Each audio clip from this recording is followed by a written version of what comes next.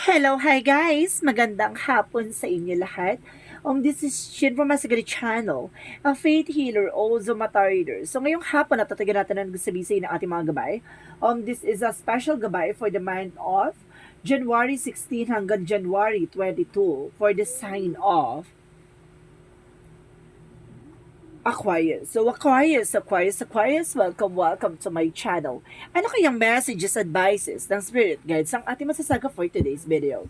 Kanino naman kayang energy o kaganapan sa buhay ng mga Aquarius ang ating mahagilap? So guys, this reading is a general reading lamang, hindi lahat makaka-resonate.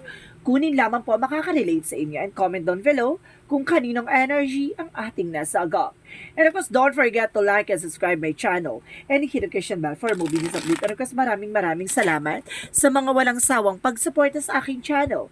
Lalo na hindi nag-skip ng ads. Naway pagpalain po kayo ng Diyos at may kapal. Siksik liglig nag-uumapa o biyayang manumbalik sa inyo. And of course, guys, kumapit ka na dahil nandito ng mensahe sa iyo ng ating mga gawin for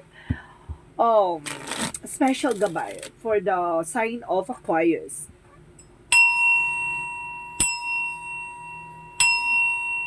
Angel Spirit Messages, give me an information. Ano kaya gusto sabihin sa inyo ng ating mga baraha ang ating masasaga for today's video?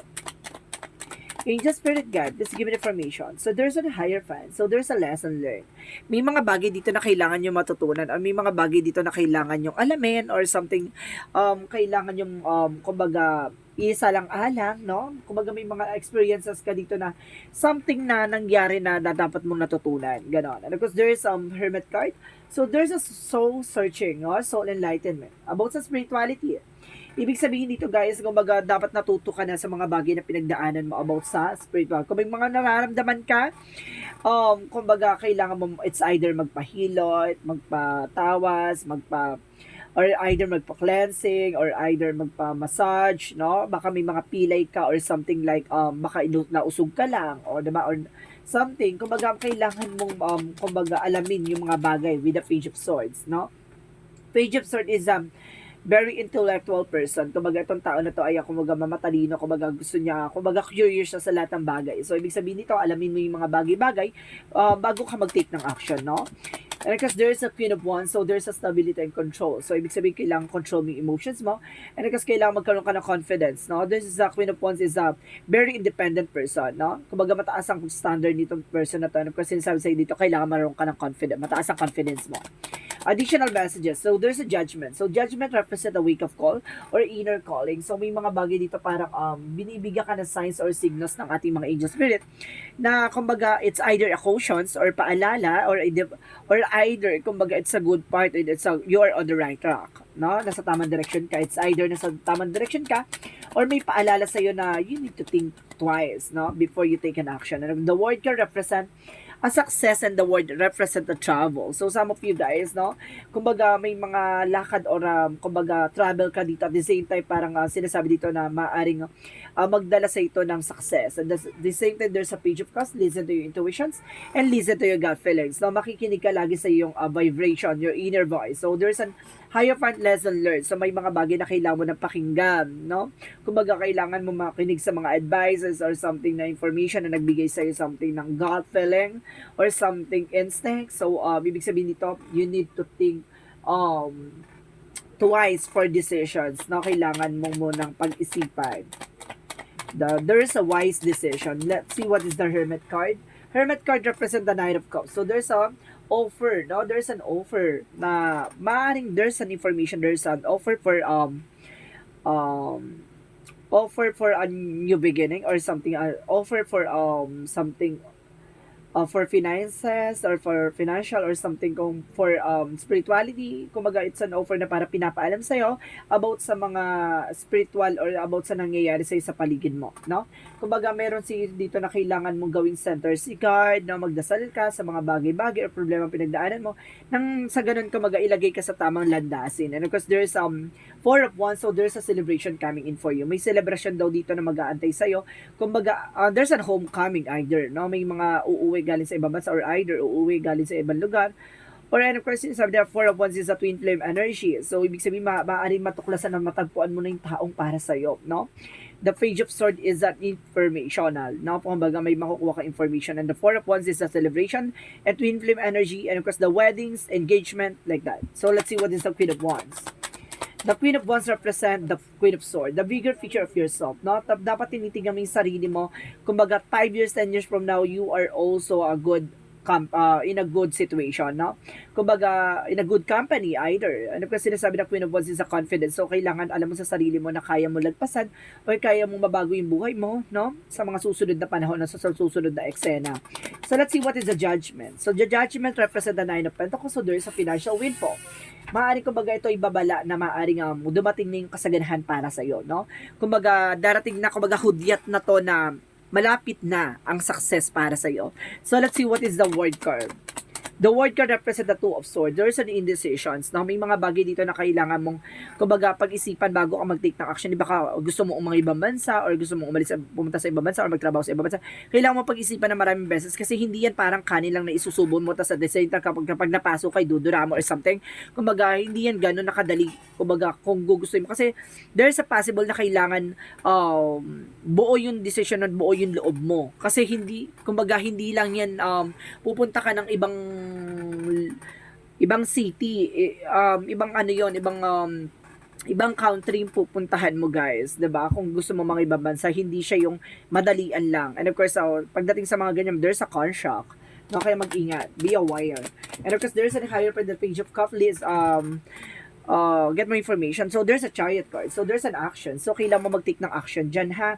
Kumbaga, sinasabi dito sa'yo na kailangan mo pag-isipan yung mga bagay-bagay, no? And kasi makinig ka sa intuition mo. Lahat na magiging action mo, kailangan, kumbaga, pinapakinggan mo yung inner voice mo. So, let's see what is the Hermit card in the Knight of Cups. So, there's a Six of Swords. So, there's a transition. Makakaalis ka na lang sa sitwasyon, no? Itong offer na to baka magdadala sa'yo ng pagbabago. So, let's see what is the Page of Swords, the Four of Wands. So, there's an Eight of Swords. So, some of you get more information, baka napapalibutan ka ng mga toxicities or something negativities. Kumbaga, there's a lot of blockages dito na sa paligid mo. Kaya be aware, ha, guys. So, let's see what is the Queen of Wands and the Queen of Swords. And of course, guys, there's Five of Swords. So, there's a self-sabotage. Mag-ingat ka lang kasi mamaya may sumasabotahe sa'yo or sa either, baka sarili mo yung magsilbing sabotahe.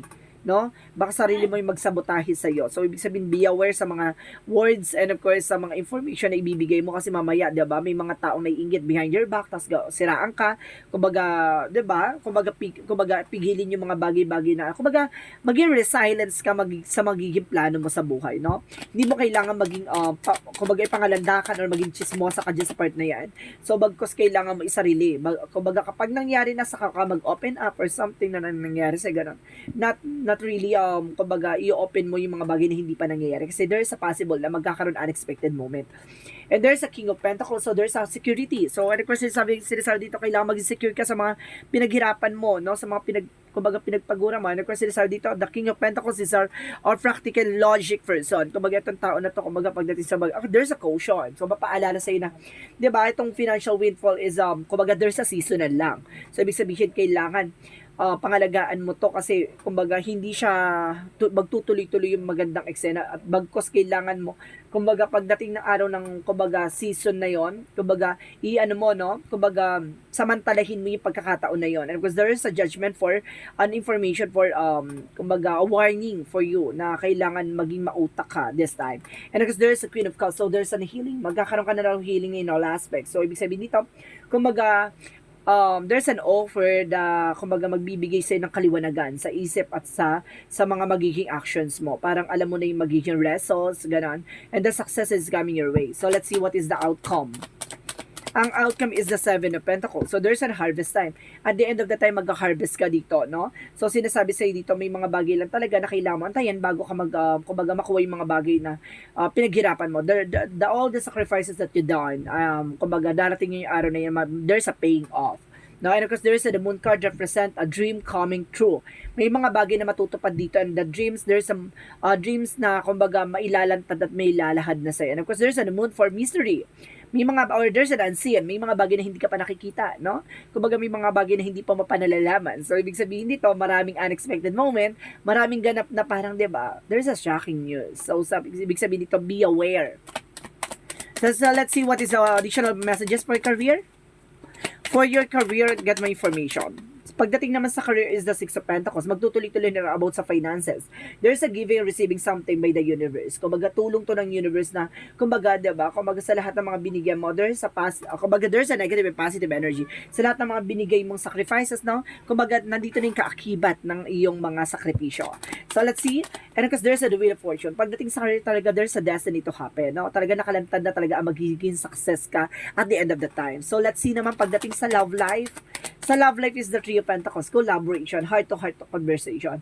So, pagdating sa love life, kailangan nyo ng something, kumbaga, connections or something na, kumbaga, collaborations. No? At the same time, there's a higher business, no? There's a hidden agenda or hidden enemy. So, may mga bagay dito na, kumbaga, may mga hidden agenda dito na about sa love life nyo. Kailangan nyo talaga getting to know each other, no? At the same time, kailangan nyo alamin yung mga bagay-bagay na nangyayari sa kanya. And of course, kailangan maging open up kayo sa transparent sa isa't isa. So, pagdating naman sa health mo, there's a hangman, no? There's a lutang talaga. Kailangan, kumbaga, it's either kulang ka sa tulog or, kumbaga, hindi ka makatulog, no? And of course, there's, Eight of Pentacles. So, pagdating sa, kumbaga, dahil sa trabaho, no? Kaya nakapokus ka sa trabaho, dedication, kumbaga, nahihirapan ka magtulog kasi lagi kang puyat. There's kumbaga, meron anxiety or something, kumbaga, meron ditong, insomnia, no? Insomnia. So, let's see what is additional messages for magical fairy messages. For magical fairy messages, angel spirit, so there's an autumn. So, there's an harvest time. So, talagang darating yung araw na, kumbaga, mag-harvest ka daw, no? Additional pa daw. Magical fairy messages. And if there is a daughter, so some of you may mga anak na babae, no? Or may anak ka na or something, baka mag-anak ka na babae soon. So, let's see what is the yin and yang oracle card. Ano ang magiging energy or something possible na magiging message sa'yo ng yin and yang oracle card. Yin and yang oracle card, there's a decisions. Now, may mga decision ka dito na kailangan mo pag-isipan. Ayan na. And of course, there's a triggers, conflict. Ayun yung nag-trigger kasi nagiging pala decision ka.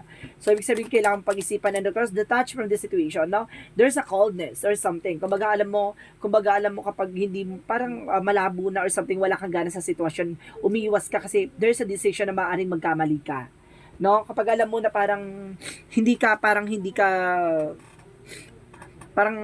hindi buo yung loob mo doon sa magiging decision mo, wag mong gawin kasi baka maipit ka sa huli. So, let's see what is Arcangel Raphael. Let's see what is Arcangel Raphael messages. Arcangel Raphael messages for you is sunlight. So, ibig sabihin, kailangan mo na sunlight dito, ha? So, may mga possible na kailangan nyo ng sariwang, yun nga, yung init ng araw or something na, diba, makakatulong sa inyo for your healing, no? And there's a benefits talaga. And of course, there's a call upon Arcangel Raphael for help. So, ibig sabihin dito, tumawag ka kay Arcangel Raphael para tulungan sa iyong kagalingan sa mga nararamdaman mo. So, let's see what is chakra messages. For the chakra, there is a forgiveness. Kailangan nyo ng kapatawaran kasi baka yun yung nagsisilbing blockages. At the same time, there is a joy. No? May kaligayahan dito, may kasiyahan dito. At the same time, there is a prayer. So, kailangan nyo magdasal. No? Ipagdasal lahat ng mga bagay-bagay. Ipagpatawad at isurrender sa taas lahat ng mga nangyayari sa inyo. Kasi may mga bagay tayo na pilit man natin kontrol, pilit man natin pigilan, no? Mangyayari ang bagay na dapat mangyayari. So, let's see what is the Arcangel Michael. Arcangel Michael said, there's this situation is already resolved, no? Itong sitwasyon na ito, maaaring na solusyon na, maaaring nangyari na. And now, romance angels are helping you. So, pagdating sa relasyon, no, tutulungan ka na ating Arcangel Raphael. Arcangel Michael. So, let's see what is the romance angels. Romance angels represents, so, there is a trust. So, may trust talaga dito. So, kailangan mo magtiwala. Diba? Magtiwala at maniwala. And there's a chemistry. So, ibig sabihin dito, there's a bond. No? There's a magnetic attractions. The two of you, guys. No? Mayroon talagang chemistry. Hindi lang siya harot. Diba? May kislap. Ay, may ganon. So, let's see. And there is a discipline. So, kailangan nyo na discipline sa sarili nyo. Diba? At the same time, meron pang adversity. So there's an kumbaga i-accept nyo yung challenges na may mga bagay na kailangan nyo lang matutunan, diba? And kasi sinasabi dito guys, there's a humor. So there's a lighter side of situation. No, kailangan magkaroon ka ng sense of humor, diba? Hindi tayo puro nega, hindi tayo nag-iisip or nagdadrama sa buhay. Kailangan mag-isip ka ng mga bagay na magiging possibilities, no? Or magiging cause and effect na situation mo. So let's see what is additional messages. And of course, guys, there's a healer. So ibig sabihin kailangan nyo ng healer. No, it's either kailangan nyo ng spiritual healer or kailangan nyo ng medication and healer or something na makakatulong sa inyo for your health issues, no, or family issues or something like that. Or there's a possible na kumbaga meron ditong kumbaga career, no? There's a career issue or health issue, love life issue. There's a lot of issue. There's an author. So ibig sabihin dito na sa'yo kumbaga ikaw magsusulat ng sarili mong pahina. Ikaw ang magdidikta o ikaw yung kumbaga you are being creator from your own story. So let's see what is the Monsology. Don't let past hold you back, no? Wag na raw balik-balikan ng mga nakaraan na. No? And confidence is your key to success. So, kailangan mo ng confidence. Kung gusto mo magtagumpay, kapalan mo yung mukha mo. Ganun lang yun. Di ba? Humarap ka sa takot at pangamba mo. And your commitment is being tested. So, ibig sabihin, pagdating sa relasyon, pagdating sa mga bagay-bagay, pagdating sa'yo, subok ka na sa lahat-lahat, no? Kumbaga, hasang-hasa ka na. So, let's see what is additional messages. And there is a go for it. So, reaching for your dreams. And of course, there's an environment. So, ibig sabihin dito, kailangan mo na magandang environment or something dito, no? And there is a transmutation and purification. Paglilinis, no? Kumbaga, alisin mo yung mga bagay na, kumbaga, nagsisilbing blockages, or transmutation parang paglilinis sa sarili, paghingi ng tawad sa Panginoon, or transmutation and purification na sinasabi na by cleansing, or na sinasabi dito, kailangan mong maglinis sa iyong surroundings, or sa either na kailangan mong linisin yung mga negative thoughts mo, no? And of course, the same time, there's an emotion. Yun nga rin to, yung magiging mainitin ng ulo or pagiging bugnutin, iwasan din yan, ha? Kasi nagdadala siya ng negatibo sa buhay mo. So, let's see what is the energy. See, there's an envy, drama. Iwasan yung ego and drama. So, let's see what is additional messages. And there's some Magician the mirror. See, there's a reflection and of course there's some manifestation. Oh, no, ibig sabihin dito may mga bagay na ginagawa ka. No, magre-reflect sa'yo kung ano man yung ginagawa mo. Ganon. There's a cause and effect na situation. So yun yung sinasabi, no, reflection and manifestation. And angel of balance. So kailangan mo maging balanse, no? Spiritual, practical, materials, all the way that sinasabi na maging balanse ka sa lahat ng aspeto. Additional messages. And of course, isa dito, there's a earth pulsing. So, there's a time in the nature. So, kailangan nyo slow down. So, ibig sabihin nyo, kailangan nyo na unwind. No, huminga na malalim or huminga kahit papano. And there's a loosen your grip by let God in. No? Hayaan mo nga ang Panginoon yung magbigay ng hudyat or magbigay ng opportunity or magbigay sa'yo ng signs or synchronicities. And there is a baby step, no? Action, follow your intuition before it makes sense, no? Kumbaga kumilos ka, no? Sundin mo yung intuition and gut feelings mo. Kumbaga wag mong hayaan mahuli ang lahat, ganon. No? Kasi kapag nahuli na, wala na. No, kumbaga wala na siyang saysay or silbi, ganon. Kapag kailangan, hanggat maaga pa, ilaban mo. So let's see what is the Jesus loving quotes. Jesus loving quotes, have faith in God. So talagang sinusubukan na magtiwala ka at maniwala ka sa ating Panginoon, diba? So let's see what is the angel's number. Angel's answer. Angel's answer. Bibilang ako ng 3. Kailangan nakapag-isip ka na ng question, okay? 1, 2, 3. Angel's answer. Give me an answer for your questions. So let's see. Angel's answer. Please give me an answer for the question. So, there's a no. No? May mga bagay na hindi mo dapat ginagawa. May mga bagay na kailangan mong marunong ka humindi. And there's a year from now. So, ngayong taon na to. And there's an if you believe. Parang nasa sa iyo kung maniniwala ka at magtitiwala ka if you believe. So, let's see what is the messages of life. What is the messages of life? Light. Live for love. There's a live for love. Today, I put love into everything I do. This is the love that gives life to all things, and I open my heart to this great power. I act gently and speak with the kindness. I feel each thoughts with the love and life. I love God and all beings wherever I live for love, I love myself. So being kumbaga love appears, no? Kumbaga talagang nag-i-insist ang love, no? Kapag talaga mahal mo ang ginagawa mo, mahal mo yung mga bagay-bagay, kumbaga no more negativities, no? May mga bagay or synchronicities na nangyayari sa paligid mo. May mga tao mang gumawa ng paraan para pabagsakin ka. Don't you worry, gagawa ng paraan si God na para, 'di ba, alisin yung mga taong hindi makakabuti sa iyo. Kaya wag ka magtaka, no? Minsan may mga gusto tayo na hindi natin nakukuha, may mga mahal tayo na inaalis sa buhay natin, no? Kasi may mga bagay na kailangan nating mag-grow and magkaroon ng expansion kasi may mga bagay na kumbaga hindi mo alam na pinag-uusapan ka behind your back, no? Ibig sabihin ko yung mga taong inaalis sa buhay mo, yung mga taong kala mo mahalaga sa iyo, yun yung mga taong pinagchichismisan ka behind your back. Yung mga kumbaga pinag-uusapan ka ng masama, kaya wag kang magtataka may mga tao or kaibigan ka na inaalis sa iyo, may mga tao ka nakikilala na inaalis sa iyo kasi may yan yung mga taong gumawa ng issue against sa iyo. So guys, let's see. This is a special gabay for the month of January 16 hanggang January 22 for the sign of Aquarius. So this reading is a general reading lamang, hindi lahat makaka-resonate. Kunin lamang pa makaka-relate sa inyo and comment down below kung kaninong energy ang ating nasagap. And of course, don't forget to like and subscribe my channel and hit notification bell for more videos update. And of course, once again, this is Chin Rodriguez from my Sagadi channel, a faith healer, also mata reader. And of course, maraming salamat sa mga walang sawang pagsuporta sa aking channel. Lalo-lalo na hindi nag-skip ng ads, naway pagpalain kayo ng Diyos at may kapal. Siksik digdig na guumapang biyayang manambalik sa inyo. And of course, maraming salamat and see you in the next video. Bye-bye and babush!